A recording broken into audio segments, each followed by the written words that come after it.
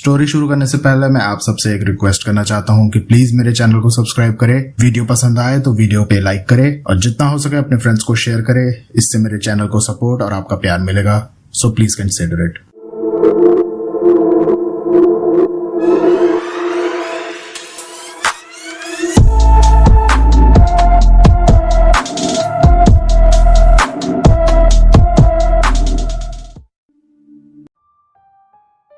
हे guys, कैसे हैं आप सब? Welcome to this week's episode of Spookcast. आज का एपिसोड थोड़ा अलग और स्पेशल है क्योंकि इसमें सुनाई जाने वाली सभी घटनाएं हमारे लिसनर्स के अपने साथ घटी हैं। एंड बिलीव मी, ये दोनों स्टोरीज काफ़ी यूनिक और डरावनी हैं। और हाँ, अगर आप लोग ये सोच रहे हैं कि स्पूककास्ट पर ओरिजिनल स्टोरीज क्यों नहीं आ रहे, so let me just tell you कि आप लोगों में से बहुत सारे लोगों ने अपनी इतनी इंटरेस्टिंग घटनाएं हमारे साथ शेयर की हैं and we both feel that it's only fair कि हम आपकी स्टोरीज हमारे स्पूककास्ट कम्युनिटी और बाकी हॉरर स्टोरी लवर्स के साथ भी शेयर करते रहें। और मेरी ओरिजिनल स्टोरीज वो तो आपके लिए हर ऑल्टरनेट वीक आती रहेंगी। सो चलिए अब बिना किसी देरी के आप बीती शुरू करते हैं। ये पहली घटना हमारे साथ मुंबई से करण ने व्हाट्सएप पर शेयर की है। वैसे करण ने हमारे साथ अब तक एक नहीं चार क्रीपी इंसिडेंट शेयर किए हैं, जिसमें से एक इंसिडेंट आप बीती पार्ट 1 में सुन चुके हैं। Karan, thank you for sharing so many interesting incidents. ये घटना उनकी अपने साथ घटी थी जब वो अपने गांव गए थे। उन्होंने गांव का कोई नाम तो स्पेसिफाई नहीं किया है, पर चलिए अब मैं इस घटना को उनके शब्दों में आपके सामने रखने की कोशिश करूंगी। सुनते रहिए स्पूककास्ट अभी और मंजिला के साथ।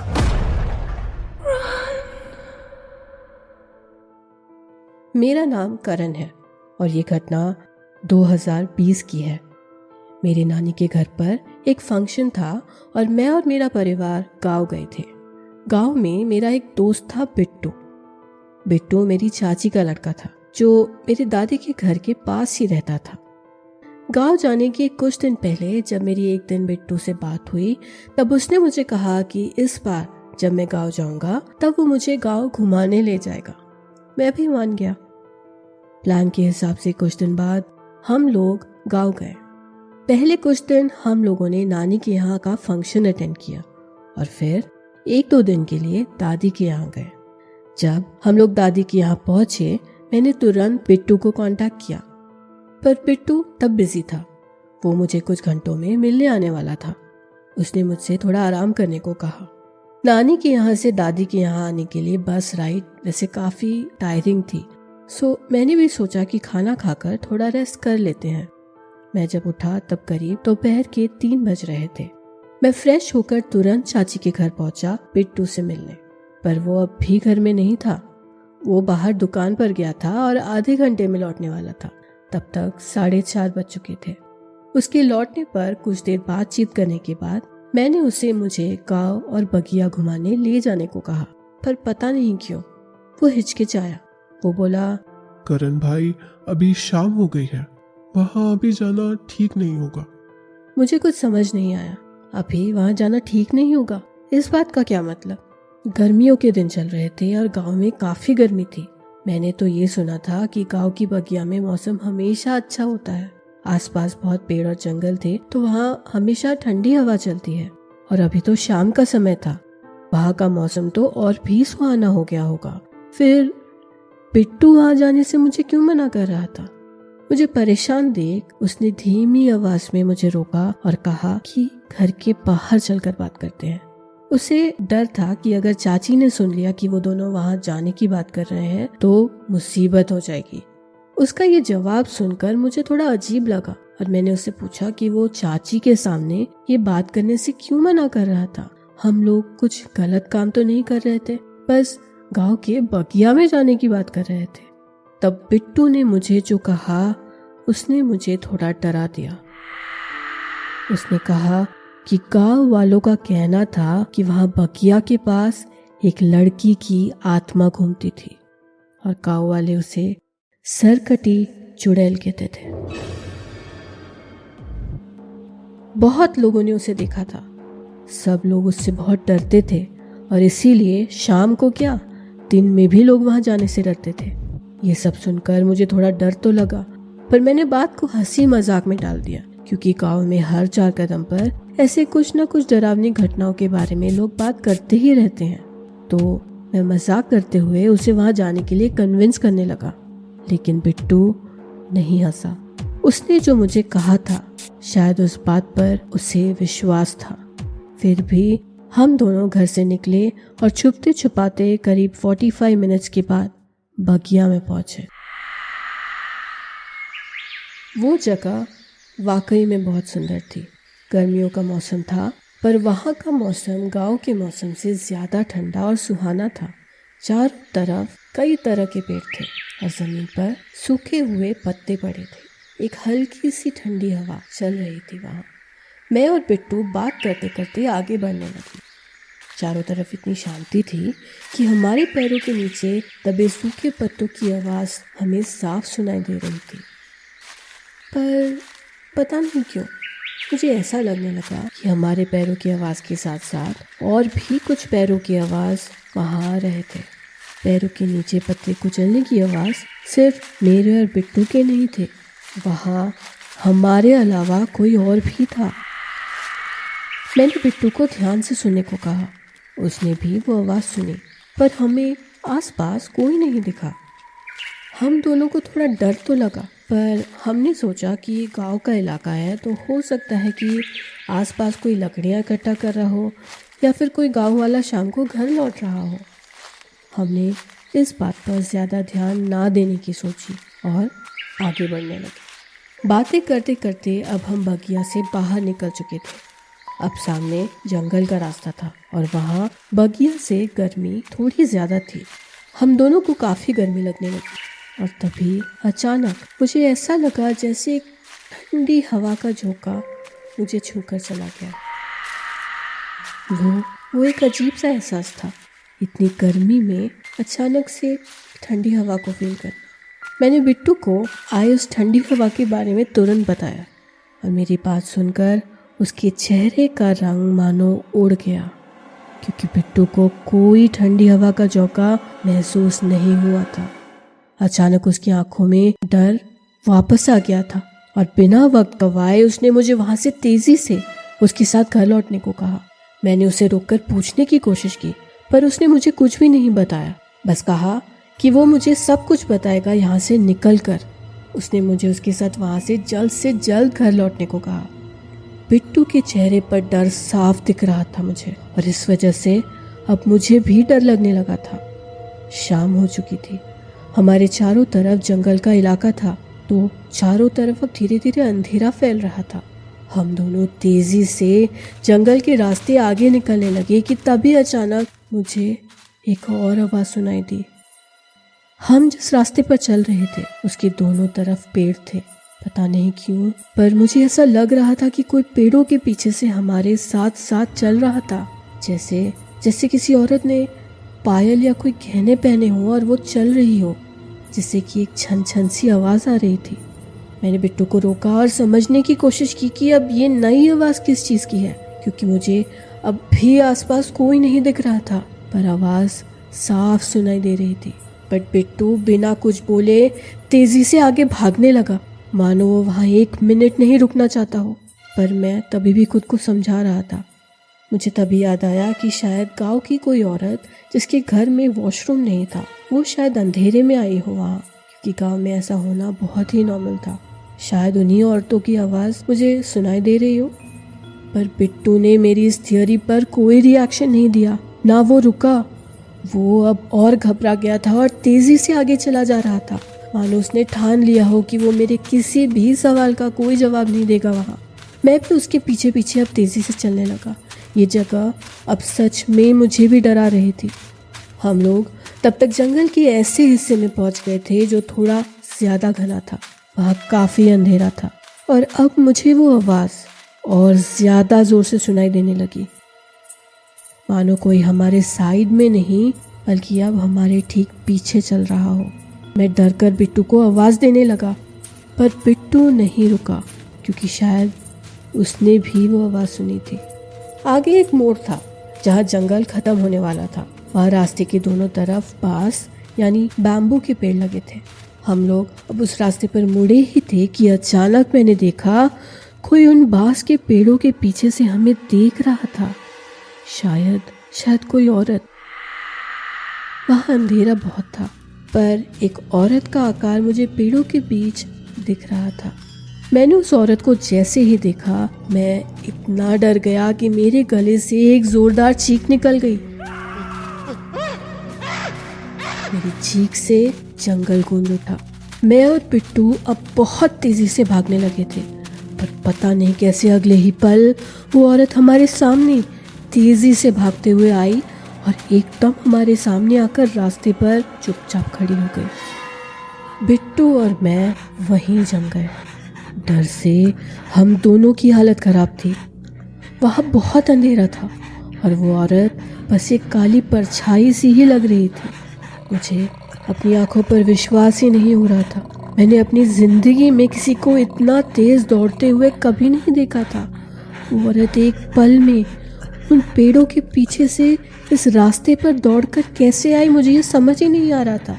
हम दोनों की हालत बहुत खराब हो गई थी। हम वहाँ से भाग जाना चाहते थे, पर हम दोनों 1 इंच भी हिल नहीं पा रहे थे।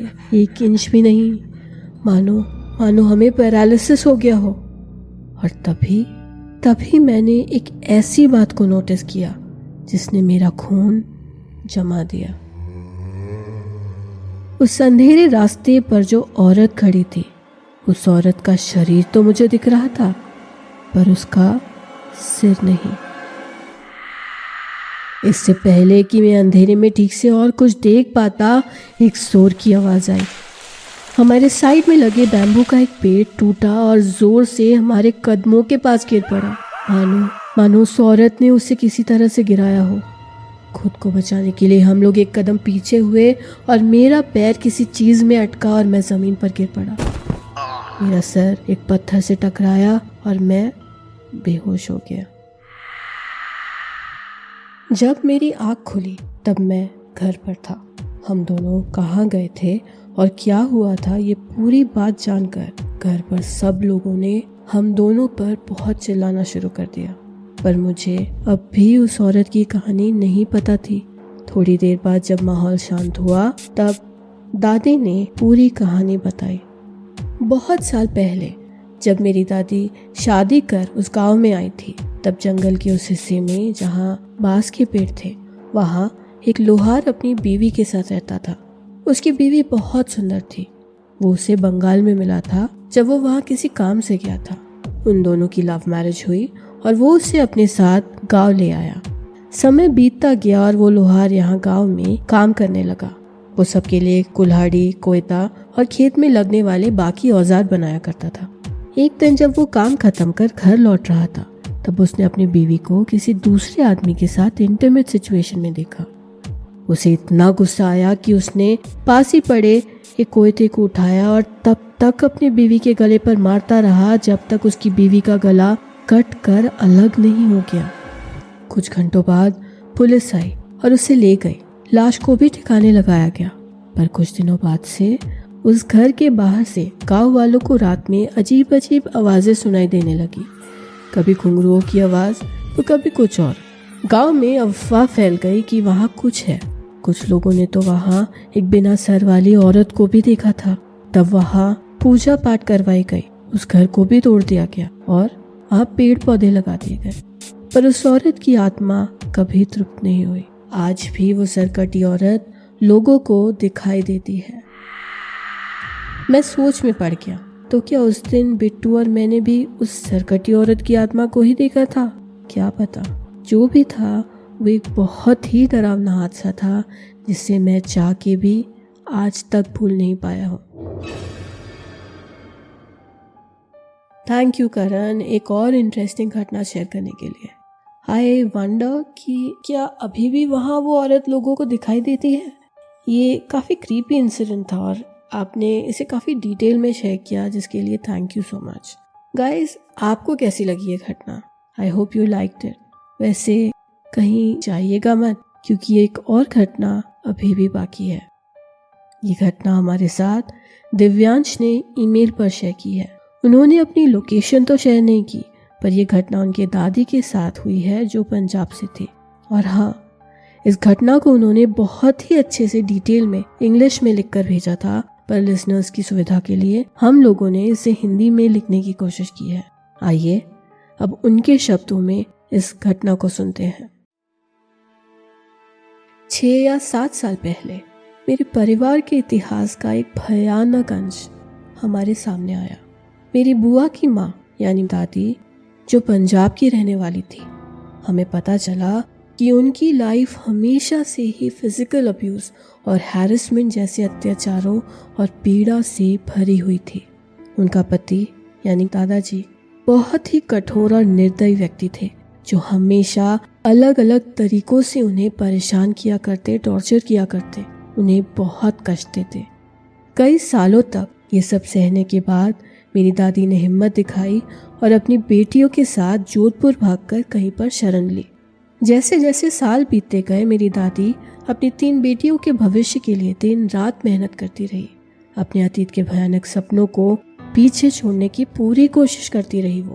पर हमें नहीं पता था कि उनकी जिंदगी का ये अंधेरा अभी भी खत्म नहीं हुआ था और उसका एक बहुत ही डरावना अंश हम सब देखने वाले थे। एक मनहूस दोपहर को हमें खबर मिली दादी की मौत की। उनकी अस्पताल में मौत हो गई थी। हमारे सारे घर में एकाएक शोक का माहौल फैल गया।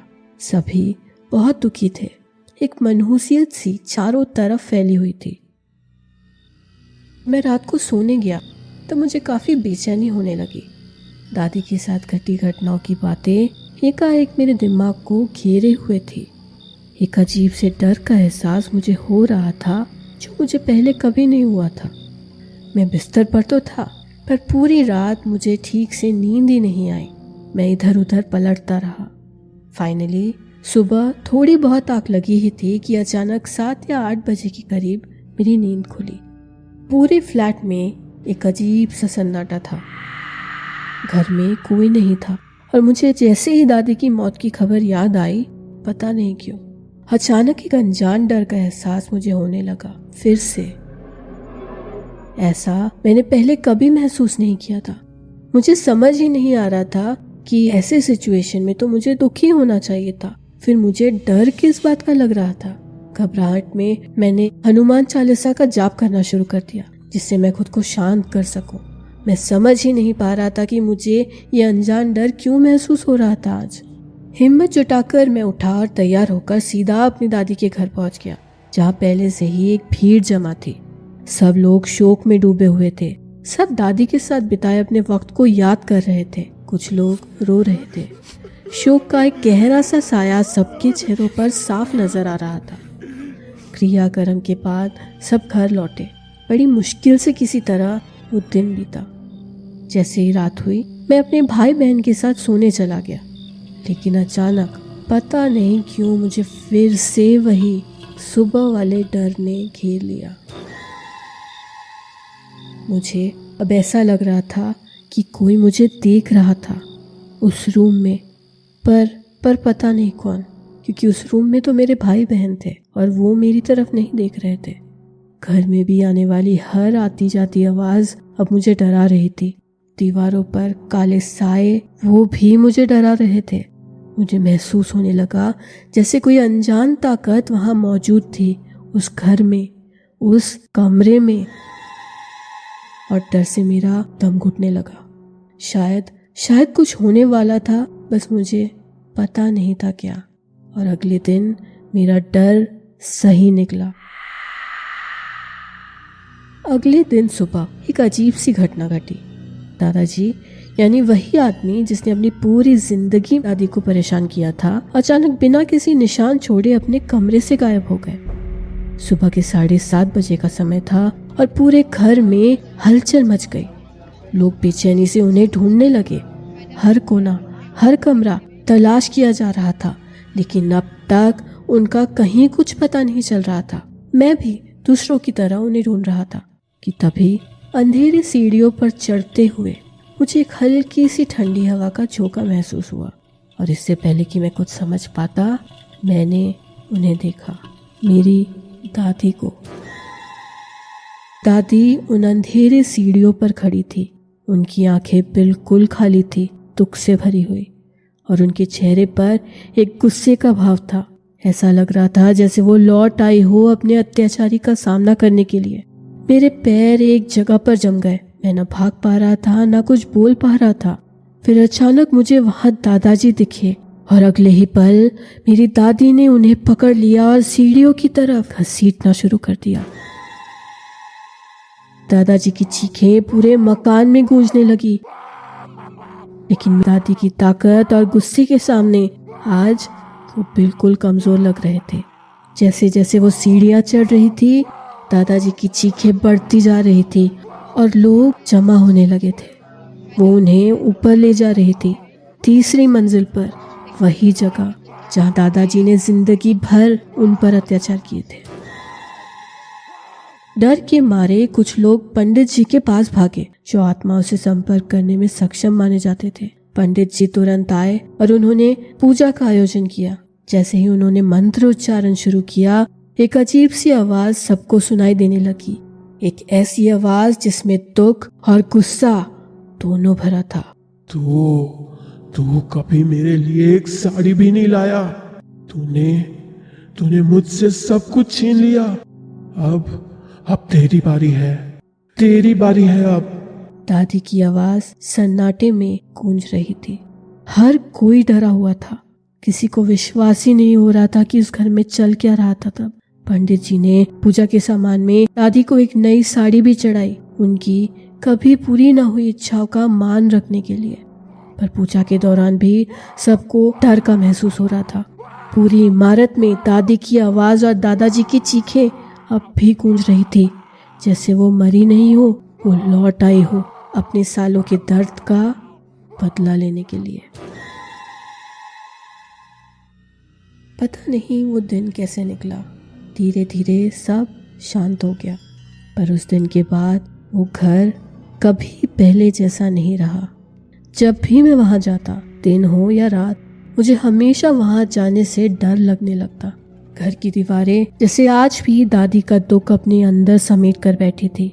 रात को मैं जब भी वहां सोता, मुझे अक्सर एक हल्की सी आवाज सुनाई देती, जैसे कोई मुझे बुला रहा हो।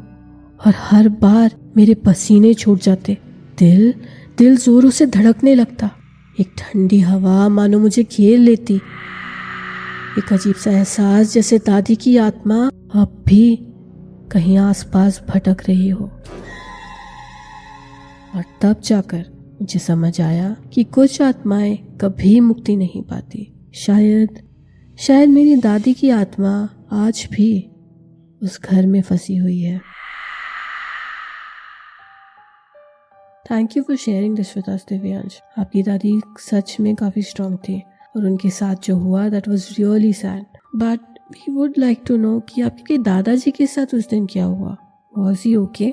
आई जस्ट होप कि हमारी तरह हमारी ऑडियंस को भी आपका ये इंसिडेंट काफ़ी इंटरेस्टिंग लगा हो। और इसी के साथ आज का एपिसोड यहीं पे ख़त्म होता है guys. Thank you for sharing these incidents with us. अगर आप अपने साथ या अपने परिवार या दोस्तों के साथ घटी कोई घटना हमारे साथ शेयर करना चाहते हैं तो आप हमें व्हाट्सएप या इंस्टाग्राम पे कांटेक्ट कर सकते हैं। डिटेल्स डिस्क्रिप्शन में है। Like we always say, if you like our podcast, rating देना प्लीज मत भूलिए, इट मैटर्स। और हाँ, आज के पोल में भी आप जरूर वोट दीजिएगा। अगले हफ्ते एक ओरिजिनल स्टोरी के साथ वील बी बैक। तब तक सुनते रहिए स्पूक कास्ट। और हाँ, फाड़ू फ्राइडेज पर एक नया एपिसोड भी आ चुका है। Go and check out the link in the description. मैं हूँ मंजिला और आप सुन रहे हैं स्पूक कास्ट अवी और मंजिला के साथ। सुनते रहिए स्पूक कास्ट अवी और मंजिला के साथ।